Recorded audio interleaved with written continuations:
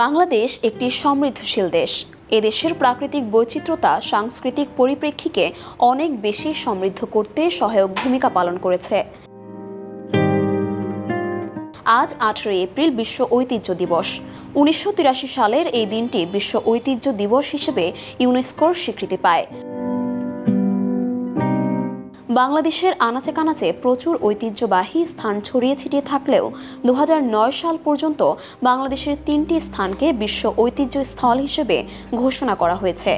ঐতিহ্য স্থলগুলো হচ্ছে নওগাঁর পাহাড়পুর বৌদ্ধবিহার, বাগেরহাটের মসজিদ শহর এবং সুন্দরবন।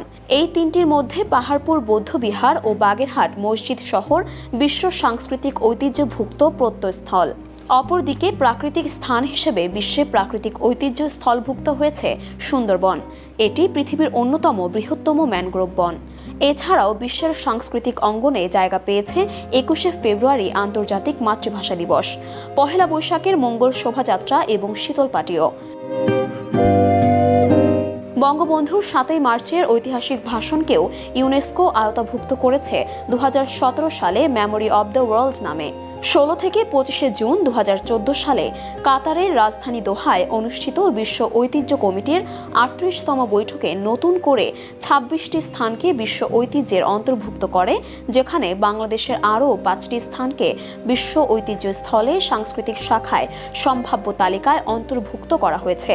এগুলো হলো বগুড়ার মহাস্থানগড়, কুমিল্লার Lalmai Mainamati group of monument, ঢাকার লালবাগ কেল্লা, নওগাঁর হলুদ বিহার ও জগদ্দল বিহার। এইসব ঐতিহ্যকে জানার জন্য পৃথিবীর বিভিন্ন দেশ থেকে প্রতি বছর অনেক পর্যটক বাংলাদেশে আসছে, যা আমাদের দেশের পরিচিতি এবং অর্থনৈতিকভাবে গুরুত্বপূর্ণ ভূমিকা রাখছে বিশ্বের দরবারে।